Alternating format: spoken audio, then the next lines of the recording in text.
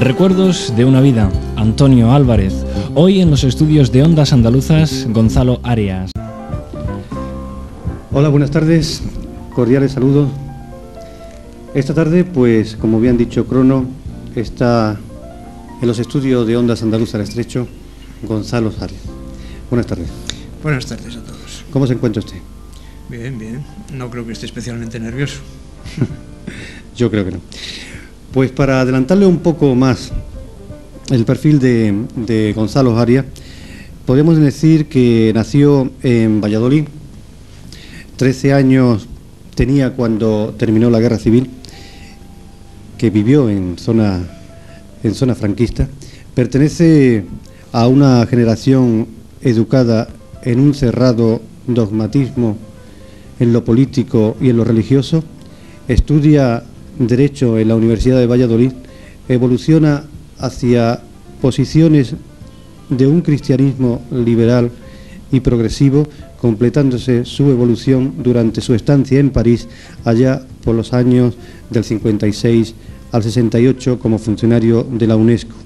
Allí fue precisamente cuando descubre la no violencia.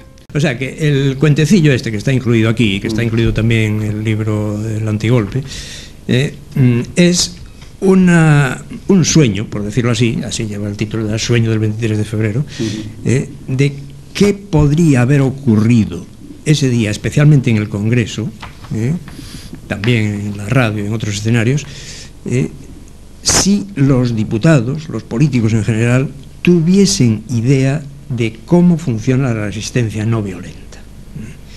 Todos sabemos, en fin, yo creo que incluso los españoles más jóvenes, pues yo creo que casi todos habrán visto el vídeo famoso del 23 y cómo ocurrió, en fin, aquella irrupción de Tejero y de los suyos, aquel gritar todos al suelo, aquellos primeros tiros, usted cállese, en fin, esas cosas, ¿verdad? Bueno, pues entonces, primera constatación, realmente la respuesta al golpe de Estado no fue una resistencia violenta. Y es de un libro interesantísimo, de verdad que es interesante, yo lo he leído, estos cuentos, estos Gibraltarofagia, ¿está bien dicho? Sí. Gibraltarofagia, es que después de decirlo muchas veces sale bien, y otros cuentos no violentos de Gonzalo Arias, hay una cosa interesante. Fíjense usted, que uno de los cuentos, aparte del golpe que hemos estado comentando antes, del 23 de febrero, hay otro que es un cuento que es la invasión de Gibraltar. Pues es interesante porque el cuento en realidad es una invasión a Gibraltar, pero sin ningún derramamiento de sangre, y que al final parece que se consigue. Perdona que te interrumpa. Dicho así como lo estás diciendo, habrá quizá algún oyente que piense que yo adopto ahí una postura patriótica de querer utilizar la no violencia para recuperar Gibraltar. No es esa mi postura. No. Siempre. En el cuento es un cuento que yo diría antipatriótico, porque los malos somos los españoles en ese cuento, y los buenos son los gibraltareños. Yo lo lamento mucho por los que me oigan, los linenses que respiren, o linenses o campogibraltareños o españoles en general, que respiren todavía por la vena patriótica, ¿verdad? Pero la verdad es que es un cuento antipatriótico, mirado desde ese punto de vista. Ahora hablaremos de él, pero imagínense ustedes que un día están oyendo la radio, se para y se oye la voz de un locutor de radio y dice que el glorioso ejército español ha lavado hoy la ofrenda secular que quitaba el sueño a todo español bien nacido. Gibraltar ya no es la única colonia de Europa. Gibraltar ha vuelto al seno de la patria. Hoy es un día luminoso. Hoy hemos recobrado nuestra integridad territorial y lo hemos hecho limpiamente, sin las dilaciones, las vacilaciones y las contradicciones a que nos tenían acostumbrados unos políticos ciegos, inútiles y cobardes. El ejército español ha demostrado cumplidamente ser la auténtica columna vertebral de la patria, mal que le pese a ciertos intelectuales escrupulosos. El ejército español, por su inigualable preparación técnica y por la brillantez de su estrategia, ha asombrado al mundo al conquistar una fortaleza que se tenía por inexpugnable españoles, regocijémonos, viva la integridad territorial de España. Bueno, esto que están oyendo ustedes no es verdad, ¿eh? Esto es del cuento, vaya a ser que alguien yo me había olvidado que yo había escrito eso. Que yo me había olvidado que yo había escrito eso. Alguien ponga la radio y diga, ¿qué está pasando? Parece que han atacado Gibraltar, ¿no? Es un cuento de Gonzalo Arias, que desde luego es muy interesante leer. ¿Por qué no nos explica por encima el cuento? Bueno, el planteamiento del cuento es el suponer que, porque ese cuento también está escrito poco después del 23 de febrero, ¿verdad? Suponer que hay un nuevo 23 de febrero y que tiene éxito, que hay un golpe de Estado en España, y que los militares que ocupan lo primero que hacen pues es un poco imitar a Galtieri en la Argentina, ¿verdad? Como aquello de las Malvinas, y ocupar por sorpresa Gibraltar. Entonces, a raíz de este planteamiento, yo me hago la siguiente reflexión. Los gibraltareños, es más que probable que ante una situación así les entrara un miedo espantoso de que la Thatcher de turno les defendiera por las bravas. Porque claro, Gibraltar no son las Malvinas, en Gibraltar no hay sitio para una verdadera guerra. Si hubiera una verdadera guerra para recuperar los británicos Gibraltar y los españoles atacando ya instalados dentro, bueno, quedaría destruido todo destrozado. Entonces yo imagino que ante una situación así, porque la ocupación militar de un sitio como Gibraltar, por supuesto, sería un juego de niños, es perfectamente posible. Eso, desde luego, me parece que hoy día pues no cabe ninguna duda, ¿verdad? Hubiera sido perfectamente posible que por sorpresa el ejército español lo ocupara. Pues ante una situación así, yo imagino que la reacción de los gibraltareños es decirle a Londres, a los gobernantes británicos, por favor, no nos defiendan con las armas, porque entonces la pringamos, entonces peor todavía, es peor para todos, ¿verdad? Entonces vamos a ver si hay otra manera de defendernos, en fin, de defender nuestros derechos. Y entonces imagino que alguien pues sale por ahí, que, en fin, en el cuento hay retrato más personajes más o menos reales, cambiándole los nombres, ¿verdad?, para darle un poco de salsa a la cosa, pero en fin, imagino que sí, que sale alguien que dice, bueno, pues ahí existe eso que llaman las tácticas no violentas, a ver si las podemos utilizar. Y entonces el cuento consiste en imaginar lo que daría de sí una desobediencia cívica de los gibraltareños ante las órdenes que da el ejército español en Gibraltar. Muy bien, ustedes se han ocupado y tal, no nos vamos a pelear con ustedes, pero les desobedecemos en todo. Y entonces eso me sirve para exponer mis ideas sobre las tácticas de resistencia cívica, de resistencia, de desobediencia cívica.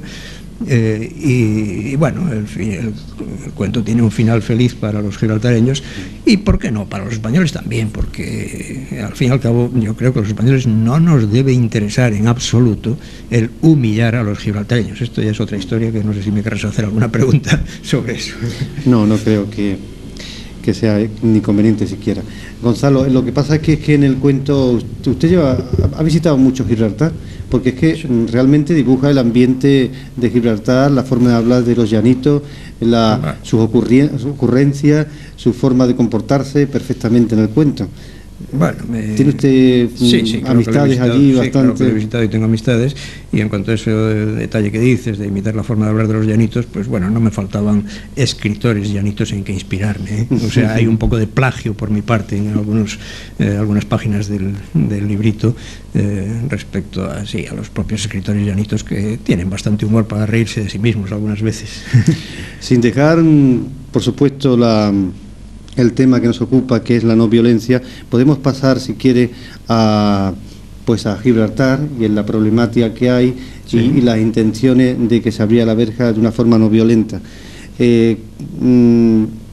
¿Recuerda usted cómo o cuándo empezó ese interés por el problema de Gibraltar? Porque usted, desde allí del Escorial, porque vivía por allí, por Madrid, seguramente se enteró. ¿Y cómo se preocupó? ¿Cómo? ¿Cuándo? Sí. Eso es, en fin, desde la perspectiva de mi edad y mi trayectoria vital, yo diría que esa preocupación por Gibraltar pues es relativamente reciente o tardía, ¿verdad?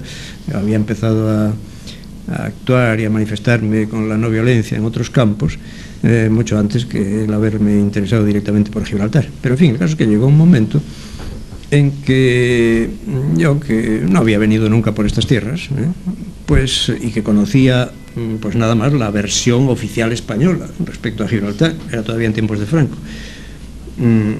pues conociendo la versión española nada más, pues parecía evidente que España tenía la razón, que los ingleses pues era, en fin, puedes aplicar todos los adjetivos peyorativos que quieras, ¿verdad? Más grave todavía para mí, para un no violento español, a mí me parecía que en aquel conflicto quien realmente estaba siguiendo unas tácticas no violentas eran Franco y sus ministros. A ver si me explico. Había una injusticia histórica cometida contra España. No cabe duda que allá en 1704, cuando los ingleses ocupan Gibraltar, pues cometen un acto de fuerza, nos es arrebatado por la fuerza a Gibraltar, con todos los distingos y diplomáticos que se quiera, pero en fin, básicamente fue una ocupación por la fuerza. Había el hecho de que Franco había declarado solemnemente: Gibraltar no vale una guerra. Muy bien, eso Gandhi lo hubiera suscrito también. Los Castilla, especialmente, que fue el ministro de Asuntos Exteriores que movió toda esta política respecto a Gibraltar, pues seguía una táctica de bloqueo económico, o sea, utilizar medios económicos de presión. Bueno, esto Gandhi también lo hizo contra el Imperio Británico, y también en este caso se trataba de luchar contra el imperialismo británico. Así es que parecía que Franco y sus ministros estaban siguiendo una línea gandhiana. Y bueno, la verdad, sinceramente y ingenuamente lo puedo decir, a mí me molestaba un poco este pensamiento de que yo en este punto concreto tuviese que ser franquista. Pero no solo eso, había otro pensamiento que me inquietaba también. Gibraltar, pues, era una colonia ocupada por el ejército británico, y sin embargo había por lo que yo podía juzgar así desde lejos, había un respeto bastante bueno por los derechos humanos, había un régimen democrático en Gibraltar, los gibraltareños elegían, si no a todos sus gobernantes, pues por lo menos a una buena parte de ellos, y entonces era algo así como si el ejército británico me lanzase el desafío: mira tú, no violento español, el único punto de la península ibérica donde se respeta relativamente bien la democracia y los derechos humanos es Gibraltar, y eso se debe a un acto de violencia, a un acto de fuerza. Por lo tanto, la democracia y los derechos humanos tienen que apoyarse en la violencia, en la fuerza. Yo sentía como un desafío a mis ideas de no violencia. Entonces la reflexión que me hice fue, en cualquier conflicto, antes de formarse su propio criterio, hay que escuchar a las dos partes. Este consejo, esta norma, yo creo que se puede dar a violentos, a no violentos y a todo el mundo. Claro. En cualquier conflicto, no te formes tu propio criterio definitivo antes de escuchar a la otra parte. Entonces, un buen día, pues le dije a mi mujer: mira, vamos a ir a Gibraltar, a escuchar a los gibraltareños, a conocer a los gibraltareños y a escucharles. ¿Está cerrada la frontera? Bueno, sí, está cerrada la frontera, pero bueno, daremos la vuelta por donde haga falta. Sería una peripecia llegar a Gibraltar, ¿eh? Era difícil también, porque nosotros no sabíamos que incluso yendo por Tánger uno arriesgaba a que a la vuelta le quitaran el pasaporte, exacto, sí. En aquella época. Pero en fin, bueno, no voy a entrar en detalle respecto a esto. El caso es que lo hicimos, fuimos a Gibraltar, en una época en que no había en absoluto más españoles que los que se habían quedado allí cuando se cerró la frontera, claro. Entonces, bueno, los gibraltareños nos recibieron muy bien, ya, en nuestra condición de españoles que vienen a enterarse y a hablar con los gibraltareños, en una época en que no había nadie por allí, ¿verdad? Pues nos recibió el primer ministro, el jefe de la oposición, el alcalde, el obispo, todo el mundo, pudimos hablar con todo el mundo, ¿no?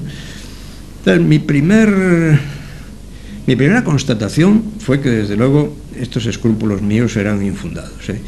Ni la política de Franco y sus ministros era no violento, sino que era una caricatura de la no violencia, porque se estaba siguiendo una enorme violencia verbal contra los gibraltareños. Se estaban sembrando odios, cuando la no violencia precisamente es aspirar a la reconciliación final, y lo que se hacía era sembrar el odio en el corazón de los gibraltareños. Esto era fatal, ¿verdad? Pero el odio entre los que estaban más cerca y ellos, claro, que era lo que teníamos los mayores problemas. Y de esto todavía estamos recogiendo los frutos, de esta siembra de odios, todavía el antiespañolismo, en fin, cuando digo antiespañolismo, anti la España oficial, sí, que tienen los gibraltareños, pues viene de esa época, claro, es evidente, estamos recogiendo esos frutos. Y por otra parte, en cuanto a lo que decía de que si el ejército británico era el garante de la democracia y los derechos humanos, pues también pude comprender enseguida que en Gibraltar, como en cualquier base militar, el ejército es un obstáculo para la democracia y para los derechos humanos. Yo pude presenciar incluso de cerca algunos episodios, algunos conflictos laborales en Gibraltar, pude enterarme de varias cosas y comprender que también en Gibraltar el ejército es un obstáculo. O sea que los ingleses en general sí habían llevado muchas cosas buenas a Gibraltar, pero el ejército británico no. ¿Qué impresión se llevó cuando llegó a Gibraltar? vio que aquello merecía... Me interesó tanto. Yo vi al Gibraltar como... Y esto que voy a decir ahora... Es la primera vez que iba a Gibraltar, ¿no? Primera vez, por supuesto. Sí. Esto era en el 73. Sí. 73. Y lo que voy a decir ahora, que lo he dicho también en Gibraltar alguna vez, quizá va a despertar algunos recelos por parte de los linenses, ¿verdad? Porque lo que quiero decir es que enseguida vi la situación de Gibraltar, de esa frontera, como un campo de experimentación ideal para la no violencia, ¿eh? Y lo de los recelos lo digo porque quizá alguien tenga una respuesta como la que tuve en Gibraltar, cuando puse en público esta idea de campo de experimentación. Gonzalo, tú lo que haces es tomarnos a nosotros por conejillos de indias, y hacer para tus experimentos, ¿eh? Afortunadamente yo tenía una respuesta muy fácil, es decir, no, el conejillo de indias soy yo, no vosotros, no ustedes, los gibraltareños, y tampoco los linenses, ¿verdad? El conejillo de indias voy a ser yo, porque el que va a pagar las consecuencias, los vidrios rotos, y el que va a sufrir una represión voy a ser yo, ya lo veréis. Sí. Y efectivamente, claro, fui a la cárcel varias veces por este motivo, ¿eh? O sea que si hay un conejillo de indias, ese soy yo. Pero en fin, cuando digo que la situación de la frontera era un campo ideal para acciones no violentas, claro, yo veía que había un conflicto internacional, había también conflictos y problemas laborales, había un conflicto humano, la cosa de los derechos humanos, había familias divididas, había toda una problemática muy compleja en un espacio material muy reducido en que uno podía tener acceso a todo el mundo, y con una posibilidad de, si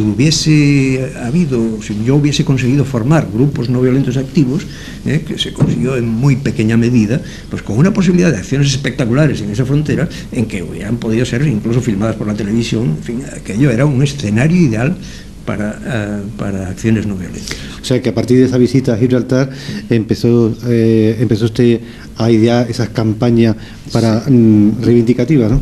Sí, primero evidentemente había que dejar en claro la posición teórica, porque claro, no hay que lanzarse a la acción a tontas y a locas. Siempre he dicho que la no violencia tiene que ser acción, no tiene que pararse solo en palabras, pero las palabras son también muy necesarias, es necesario tener las ideas muy claras. Entonces mi primer pensamiento, y se lo expuse al entonces Chief Minister, al ministro principal de Gibraltar, Hassan, Sir Joshua Hassan, le dije, bueno, ¿qué le parecería a usted si yo consigo reunir un pequeño equipo de no violentos internacionales? Podrían ser, pues, por ejemplo, 5 personas, en la que desde luego habría un británico, habría un español que sería yo mismo, y habría otros de otras nacionalidades, que viniese a Gibraltar para estudiar la situación de Gibraltar y emitir un informe sobre el conflicto de Gibraltar desde el punto de vista de la no violencia.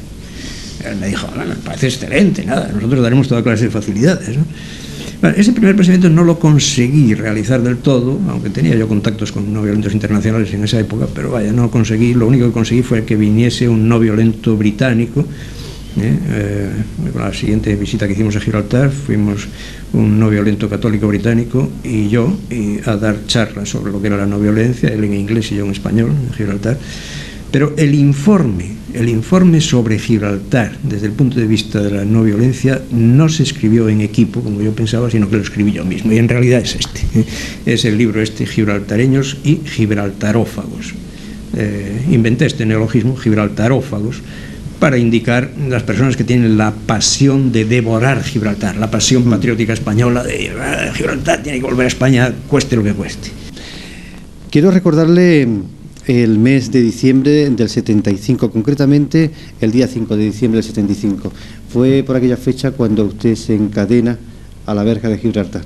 ¿Se acuerda ese momento? Sí, perfectamente. Como había dicho antes al hablar de este primer libro que escribí sobre Gibraltar, yo tenía proyectado el que la aparición del libro en Gibraltar fuese simultánea con una primera acción no violenta de protesta contra la verja cerrada. Lo que no entraba en mis planes es que, claro, en esas fechas, 5 de diciembre de 1975, pues a los españoles lo que menos les importaba era Gibraltar. Estaba todo el mundo pendiente de que iba a ocurrir una vez muerto Franco, ¿verdad? Pero claro, yo ya tenía mi programa trazado y no lo cambié.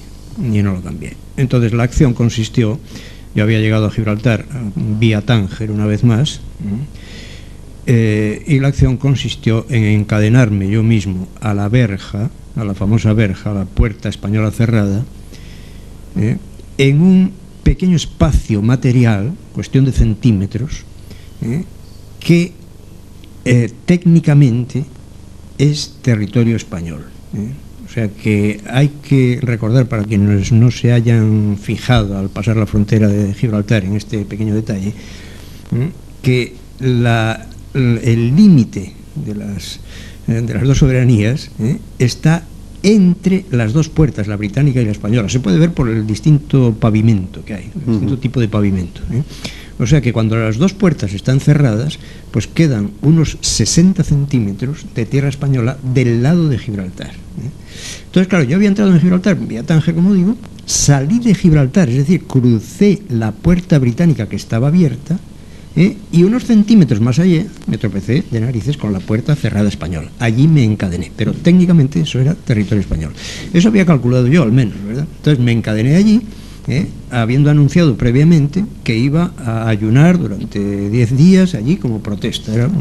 Aquella acción no fue una acción de salto de la verja, sino quería ayunar nada más allí. Perdona, ¿usted solo? Yo solo, sí. Esta ocasión lo hice yo solo. Entonces mi cálculo, que resultó totalmente equivocado, es que la policía gibraltareña pues vendría a preguntarme qué hago allí y tal, que yo les haría notar que estoy técnicamente en territorio español, entonces me tienen que dejar, y que yo estaría un día, 2 días, 3 días, lo que fuera. Yo esperaba no tener necesidad de estar los 10 días porque realmente era en invierno y hacía frío, y aunque yo iba preparado para ello, pues tenía mi cierto miedo de que pasar un mal rato, ¿verdad? Entonces yo calculaba que, bueno, al cabo de algunos días la Guardia Civil no tendría más remedio que enterarse y tendría que abrir la verja para cortar las cadenas y llevarme detenido, ¿no? A eso aspiraba yo. Pero me equivoqué de medio a medio. No duré ni 20 minutos. Ni 20 minutos. Porque fue la policía gibraltareña la que, sin atender a mis razones, cortaron las cadenas, y no solo eso, sino que me expulsaron de Gibraltar. Gonzalo, ¿usted no ha pensado, cuando estaba esa primera vez que estuvo encadenado, no pensó que los demás lo creerían loco? Sí, hombre, ¿qué está haciendo ese tío ahí encadenado? Me venía ocurriendo desde antiguo con otras porque acciones. Es que lo lógico es que fuera, si hay una acción no violenta o pasiva activa, que fuera colectiva, ¿no? Pero una persona, ¿qué es lo que hace? ¿Qué intenta? Exactamente, claro, ese riesgo de hacer el ridículo, ese riesgo de que le tomen uno por loco, bueno, yo ya lo tenía muy asumido desde hacía tiempo. Y es cierto que la eficacia de las acciones no violentas solo podrá palparse directamente cuando sean acciones hechas en gran escala por un gran número. Pero entonces, mi pensamiento es que mientras no haya esa posibilidad de contar con grandes números, con grandes masas que hagan acciones no violentas, hay la posibilidad de realizar acciones testimoniales que hagan reflexionar a la gente, y así se va preparando el camino, se siembra una semilla para que más adelante pueda haber ya grandes masas de no violentos. ¿Y no ha pensado que es más fácil la acción violenta, más rápida para conseguir algo? La otra es más lenta, la no violenta, esa fuerza no violenta. Bueno, es más lenta, se pierde más tiempo. Sí, está muy bien que me hagas esa pregunta, aunque nos salgamos momentáneamente. Sí, un momento nada más, porque se me ha ocurrido ahora. Es interesante, ¿verdad? Porque claro, muchas veces efectivamente los propensos a la solución violenta ante los conflictos piensan que suponiendo que la no violencia sea eficaz, es una vía muy lenta y eso, y no podemos esperar tanto tiempo para instaurar la justicia, etcétera, para salir en defensa de los pobres, de los oprimidos, etcétera, etcétera. Bueno, yo digo que con la violencia, al contrario, se pueden hacer, y muchas veces se hacen muchísimo más largos los conflictos y se envenenan. Por decirlo con un ejemplo real y claro, comparemos la independencia de la India, conseguida tras un largo proceso, lento efectivamente, de luchas no violentas, un proceso que dura unos 30 años, desde 1918 que empieza Gandhi con sus acciones, hasta 1948, se consigue la independencia de la India en un proceso largo y lento, 30 años. Comparemos esta independencia con la de otro país asiático también muy poblado, el Vietnam. También un proceso de 30 años. Cuando los vietnamitas levantan el primer grito de independencia contra los franceses, porque no hay que olvidar que Vietnam era una colonia francesa, ellos piensan que si siguen el ejemplo de Gandhi van a tardar mucho, ellos no pueden esperar 30 años, nada, van a tirar por la vía del atajo, por el atajo de la violencia. El atajo de la violencia les lleva a una larga guerra con los franceses, seguida de una larga, cruel, exterminadora guerra con los americanos, que dura también todo este proceso 30 años, también 30 años. A partir del 78, después de esos movimientos no violentos, esas actividades que ha tenido usted, a partir del 78 se puede decir que fue el salto el salto a la verja. No, el primero fue antes, ya no recuerdo exactamente qué año, pero el primero fueron saltos individuales, o sea que, como digo, en el 75 fue un encadenamiento nada más. El primer salto individual, yo no sé si fue 2 años más tarde. 78 y hasta el 82, que es cuando ya usted bueno, deja puede ser, sí, no tengo bien las fechas en la cabeza, sí. Sí, hubo una serie de saltos individuales. El primero que hice, el primer salto individual, pues bueno, di ocasión a los gibraltareños esta vez para reflexionar, no les pillé de sorpresa a la policía gibraltareña y al gobierno gibraltareño para que no me volviera a ocurrir eso de que me expulsaran de Gibraltar, que por cierto, entre paréntesis, me interesa recalcar, volviendo a aquel episodio de la expulsión, que aunque fue una arbitrariedad y una cosa absurda por parte de la policía gibraltareña, se rectificó, al menos el gobierno, el régimen de Gibraltar, aunque no sea totalmente democrático, tiene la virtud de que al final, en fin, si hay una presión pública, como lo hubo en ese caso de la prensa, ¿verdad?, que incluso los que me veían con recelo pues dijeron, pero esto es una barbaridad, el señor Arias no ha hecho nada en contra de Gibraltar, porque se le expulsa. Entonces, después de esperar 4 días en Tánger, se me readmitió. Yo creo que puedo jactarme de ser quizá un caso único de un individuo expulsado de un país y readmitido a los 4 días por una declaración del gobierno. Pero eso es porque le tocó que estuviera ahí Hassan, ¿no? Creo que Bolsano hubiese hecho exactamente lo mismo. Sí. No, en ese aspecto, claro, todo el mundo, todos los gibraltareños sensatos vieron que aquello era un disparate, un abuso de la policía, si yo estaba realizando una acción en beneficio de los gibraltareños. Lo que pasa es que la policía gibraltareña, la manera de respirar en aquel momento era que tenían miedo de hacer cualquier cosa que irritase más todavía a los españoles. Y ese miedo a irritar al gobierno español era el que me dijo, no meta usted líos, ¿verdad? Pero, hombre, por supuesto, no, estoy segurísimo de que Bolsano hubiese reaccionado en eso igual que Hassan. Bueno, volvamos a... No, decíamos que después las siguientes acciones fueron ya saltos de la verja. ¿Eso lo hacía usted solo o tenía ya en esta ocasión? Empecé haciéndolo solo. Tenía gente que le acompañaba. El primero lo hice yo solo y entonces pues lo que hice fue anunciar en Gibraltar con 3 días de anticipación. Esta vez no me propongo encadenarme, sino saltar la verja. Voy a salir de Gibraltar por esa puerta que ustedes tienen abierta. Una vez que la cruce, lo que ocurra después, cuando me tropiece de narices con la puerta cerrada española, ya es cosa mía y de la Guardia Civil, no es cosa de ustedes. Entonces yo voy a hacer esto. Si la policía gibraltareña de todas maneras no piensa así y me lo impide, yo no me voy a pelear con la policía gibraltareña porque soy no violento, pero inmediatamente iré al Tribunal de Gibraltar a presentar una denuncia por violación de la Constitución de Gibraltar y violación del derecho internacional. Entonces les di 3 días para que se pensaran lo que iba a hacer, ¿verdad? Yo tenía detrás de mí, claro, la prensa, la televisión de Gibraltar, todos, bueno, a ver qué va a pasar aquí. Estoy seguro que consultaron al Foreign Office y todo, ¿verdad? A ver qué hacemos, ¿eh? Y esta zona de aquí, esta parte de aquí, tenía también tanta... Y en esta parte de aquí, sí, había... No tenía muchos contactos entonces, pero en fin, había gente... Pero había periodistas, había cámara y eso... había gente que estaba al corriente, pero no se hizo publicidad en esta ocasión. En otras ocasiones posteriores sí, se hizo publicidad. Saltos de la verja, en esta no. Como anécdota, sí me gusta recordar lo que me decía Sir Joseph Hassan en esos días de espera, de bueno, a ver si se le van a permitir o no lo van a permitir. Claro, la decisión no era suya, la decisión tenía que ser del gobernador, de la fuerza militar, en realidad, y posiblemente yo supongo que consultaron al Foreign Office, ¿verdad? Pero Hassan me decía, ay, señor Arias, caso de que lleve usted su asunto al Tribunal de Gibraltar, ¿cómo me gustaría a mí ser su abogado defensor? Porque él es abogado, ¿verdad? Era el jefe del gobierno y al mismo tiempo abogado en ejercicio. Hablando de abogado, parece que a usted también intentó defenderlo en una ocasión Pacheco, ¿no? El andalucista. Sí, bueno, sí, defenderme propiamente no. Tengo una deuda de gratitud con Pacheco, sí, porque la primera vez que me llevaron por sorpresa a la cárcel de Jerez, pues Pacheco me visitó y en fin me asesoró y bueno, sí, me dio ánimo, sí. Él era abogado y sí, esa deuda de gratitud tengo con el alcalde de Jerez.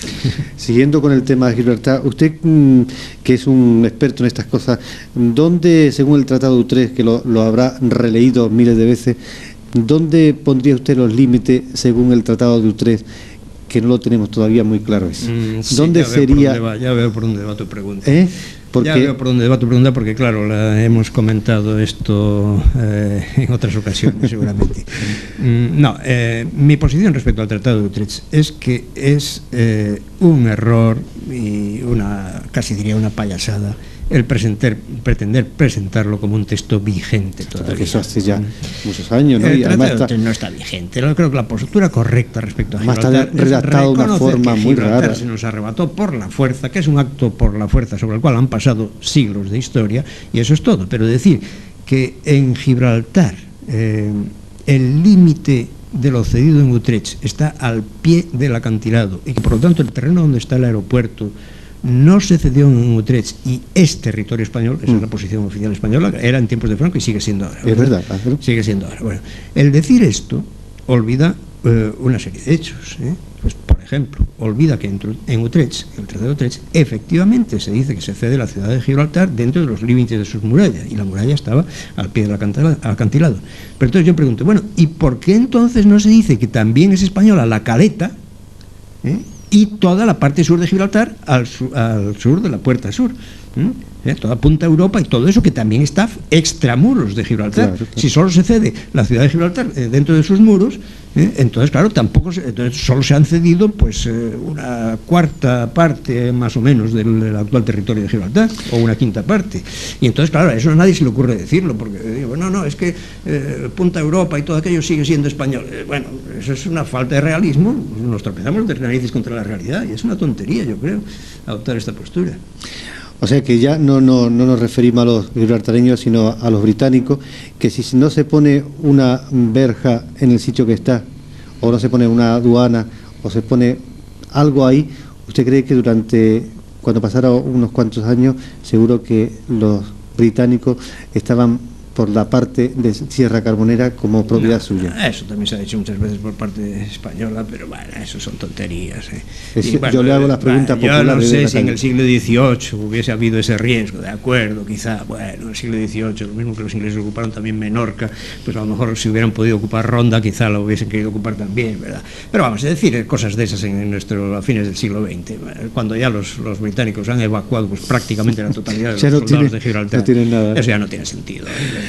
No, yo insisto, mi postura es que la frontera, que en muchos textos españoles se empeña todavía a hablar ridículamente de la verja y no quererle dar el nombre de frontera, la frontera es un hecho material y está ahí. La ocupación británica de Gibraltar, sobre ella ha pasado la historia. Se ha formado un pueblo gibraltareño que no es ni británico ni español, que tiene sus características peculiares propias. Y al haber pasado la historia por ahí, pues ese pueblo ha adquirido a pulso muchas veces, y muchas veces forcejeando contra los propios gobernantes británicos, ha adquirido un derecho a que se le oiga y un derecho a decir algo respecto a su futuro. Hablar de la autodeterminación. Fíjate bien que no hablan de independencia, hablan de autodeterminación. Bueno, ¿por qué no reconocerles ese derecho? Mi postura es que no es de renunciar a la aspiración de que un día los gibraltareños se vayan acercando políticamente más y más, y España no sé hasta qué punto sería, no sé si sería hasta el punto de integrarse en la soberanía española o no lo sé, ¿verdad? Como español yo aspiro a que nos intentamos cada vez mejor, a que se acerquen cada vez más, pero en todo caso respetando su voluntad. Cualquier paso de acercamiento a España tiene que pasar por la voluntad de los gibraltareños, y solo así podemos los españoles lavarnos de esa especie de hipocresía que cuando se nos mira desde fuera tenemos cuando decimos Gibraltar español, pero Ceuta y Melilla también españoles. Hombre, no, vamos a ver, se dice que los casos de Ceuta y Melilla son diferentes. No, pero todos los argumentos empleados son distintos. Claro, si quieres también hablamos de esto, pero desde luego yo creo que los casos son, aunque tengan diferencias, básicamente mirados desde el extranjero, son los mismos. Si decimos Ceuta y Melilla españoles porque la población lo quiere o porque no sé, pues entonces también tendríamos que tener en cuenta los deseos de la población de Gibraltar. Y si decimos que no, que Gibraltar tiene que ser español, entonces tendríamos que empezar por entregar Ceuta y Melilla a Marruecos. Gonzalo, ¿con quién ha estado siempre más de acuerdo en la política esta de Gibraltar? ¿Con Castilla o con Fernando Morán, Juan Carmona, Rafael Palomino? Sí, ¿Es con este trío o con Castilla? No, con Juan Carmona me entendí bien, sí, desde luego. Yo creo que con los políticos locales he hablado poco porque ya en los últimos años pues me he automarginado, ¿verdad? Yo ya no me considero ya un jubilado de estas acciones, ya he llegado pues hasta el límite de lo que yo podía hacer, ¿verdad? Uno tiene que tener conciencia de sus propios límites. Pero desde luego de los políticos, los distintos políticos que han pasado por el Palacio de Santa Cruz, por el Ministerio de Asuntos Exteriores, pues no, ninguno de ellos. Con Fernando Morán quizá me hubiera podido entender mejor, pero de hecho el tiempo que ocupó el cargo de Ministro de Asuntos Exteriores pues no dio pasos fundamentales para rectificar la política, o sea que yo hace mucho tiempo, desde que empecé a interesarme por Gibraltar, a cada nuevo ministro de Asuntos Exteriores que hay le escribo una carta explicándole un poco, en fin, mi posición y diciendo, bueno, si quiere usted asesoramiento, me parece un error el no escuchar a las personas que viven en el campo de Gibraltar, a los políticos locales, en fin, a las personas que nos hemos preocupado un poco por esto. Yo estoy dispuesto a entrevistarme con usted cuando quiera. Ninguno me ha respondido, nada más que en tiempos de Marcelino Oreja me recibió un funcionario subalterno del Ministerio de Asuntos Exteriores, pero el propio Oreja no me recibió nunca, claro. Antes del 82, cuando se hacían ya las acciones, cuando ya casi había más gente concienciado en el asunto de la no violencia y sobre todo en las reivindicaciones de Gibraltar, ¿tuvo usted apoyo por parte de la zona, por gente de la zona, en algunas de estas acciones? Apoyo moral sí, apoyo moral activa. Sí. Ayuda activa. Es decir, ayuda activa consistente en seguir mi ejemplo, en saltar la verja y en estar dispuesto a pasarse unos días en la cárcel de Jerez. No, eso no. Hubo, sí, algunos andaluces que saltaron la verja, pero del campo de Gibraltar no. Ahora, como digo, apoyo moral sí, y simpatías sí.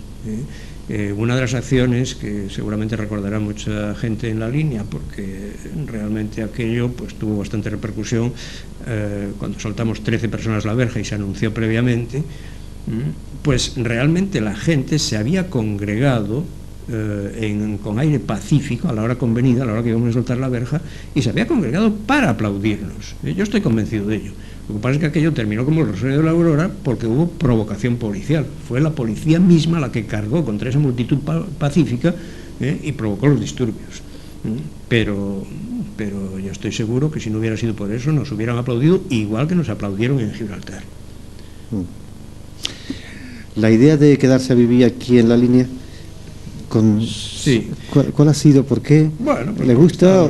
Estábamos siguiendo el asunto todavía. Yo todavía pensaba que podía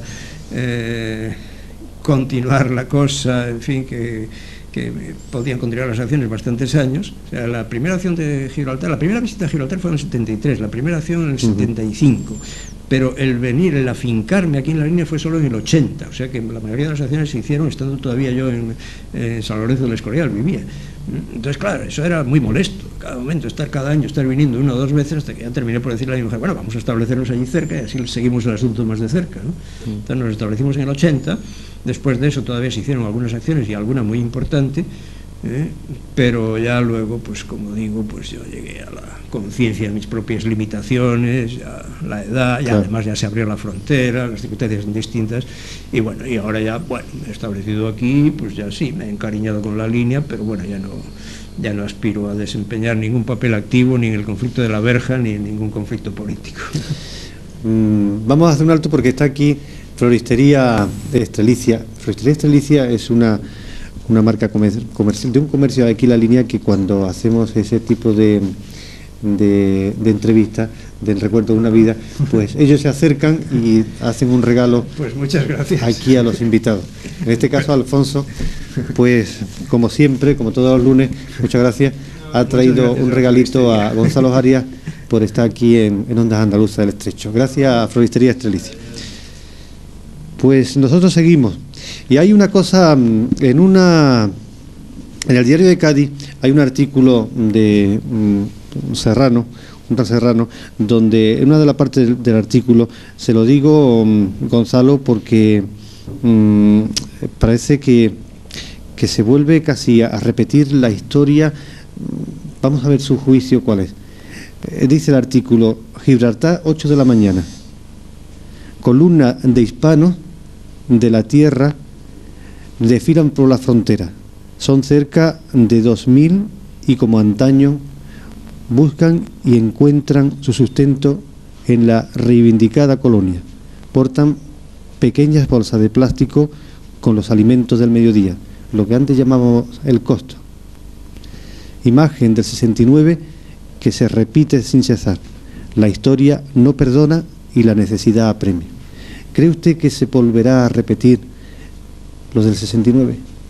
Espero que no. ¿O antes? Alguien ha evocado la posibilidad de que se vuelva a cerrar la frontera, pero en fin, eso me parece que hemos hablado de 2.000 trabajadores. Antes y en cuanto había a los trabajadores, sí, en muy pequeña escala se está repitiendo eso, pero en fin, recordemos que cuando se cerró la frontera eran 14.000 los trabajadores españoles que iban a Gibraltar cada día, muchos más. Las circunstancias económicas son bastante diferentes, muy diferentes ahora. Sí que hay puestos de trabajo que se ofrecen a los españoles, pero no en la cantidad de lo que había antes. Y bueno, yo no soy un economista, no sé ni sé exactamente cuál es la situación ahora, la fuerza laboral española que hay en Gibraltar, los marroquíes que hay, no lo sé, ¿verdad? No tengo los números en la cabeza, ni puedo prever cuál va a ser la evolución. Pero en cualquier caso, creo que, bien, si hay una situación en que los gibraltareños pueden ofrecer puestos de trabajo, pues bien, hay que aceptar las cosas como son, bien, por eso no hay que escandalizarse, hay que aspirar a que los trabajadores se organicen. Yo estoy seguro de que los trabajadores españoles en cuestiones laborales tienen el apoyo y la simpatía de la Union, del sindicato gibraltareño de trabajadores, que les protege, lo mismo que protege a los marroquíes, y bien, es un problema laboral, no hay por qué envenenarlo con consideraciones políticas. Pero la apertura de la verja, Gonzalo, a los gibraltareños se le ha dado mucho y nosotros como linenses prácticamente no hemos recibido nada. Es posible, yo no voy a defender a los gibraltareños a capa y espada. Los gibraltareños tienen defectos como los tiene todo el mundo. Muy a menudo se les reprocha su egoísmo, se les reprocha que, bueno, ellos están a lo mejor nada más y no quieren dar nada. Yo no voy a defenderles, como digo, incondicionalmente, no, ni mucho menos. Me doy cuenta de que, bueno, todos, y por cierto, yo diría también que quizá algunos de los defectos que tienen los gibraltareños son defectos nuestros. Los gibraltareños tienen mucha sangre española. No les gustará mucho a algunos no les gustará mucho si lo oye que diga esto, pero en fin, lo cierto es que hay muchísima sangre española en Gibraltar, que ha entrado sobre todo por vía femenina, porque muchísimos gibraltareños se han casado con mujeres españolas, y entonces ese tipo de defectos de mirar a lo suyo nada más, es que yo lo he visto muy a menudo precisamente en aquellos gibraltareños que tienen más cerca sus orígenes hispánicos. Entonces, cuando me tropiezo en la línea con una persona que hace este tipo de reproche a los gibraltareños, le digo, bueno, pero si tú eres sincero, si tú estuvieras en su pellejo, reaccionarías exactamente igual. Ahora, de todas maneras, en la situación actual hay muchas cosas que no me satisfacen, tanto desde el punto de vista español como desde el punto de vista gibraltareño. Yo no creo que los gibraltareños y concretamente el gobierno de Bossano tenga razón o incluso sea acertada su política respecto a España. La cuestión del aeropuerto, a mí me parece que Bossano va demasiado lejos. Comprendo sus razones, comprendo su temor de que si se cede en el aeropuerto es un comienzo de la cesión de la soberanía, etcétera, etcétera. Pero creo que se equivoca porque el aeropuerto, con el cumplimiento del acuerdo que está firmado entre los gobiernos español y británico respecto a un aeropuerto de uso conjunto, sería beneficioso para todos. Y además, en fin, me parece que ahí hay una postura que no acabo de comprender del todo, de extrema debilidad del gobierno español, así como en otras cosas acuso al gobierno español, lo he acusado toda la vida de ser demasiado duro, de ser demasiado intransigente con los gibraltareños, de no querer escuchar a los gibraltareños. Aquí, en la cuestión del aeropuerto, me parece que hay una debilidad increíble del gobierno español, porque si hay un acuerdo firmado, habría que exigir que se cumpla, porque a mi parecer, y que me corrija alguien si me equivoco, a mi parecer, según la Constitución de Gibraltar, Bossano no tiene derecho a oponerse al cumplimiento de ese acuerdo. Ahí hay algo que yo no comprendo. 3 minutos nos queda de programa de Recuerdos de una vida. Bueno, yo me parece que casi lo hemos dicho, casi todo. Nos quedarán muchas cosas por decir. Pero seguro que habrá otras ocasiones, Gonzalo, para seguir hablando. Es verdad que el tiempo pasa muy rápido. ¿Verdad que sí? Pues nosotros, aparte de ese regalo que le ha traído, antes quisiéramos que si tiene usted una última reflexión sobre el tema, o si tiene alguna cosa que decir, siempre la decimos antes de despedirnos. Bueno, mi última reflexión es que el asunto de Gibraltar incumbe ante todo a los gibraltareños y a los campos gibraltareños, que hay que reconocer la personalidad de los gibraltareños.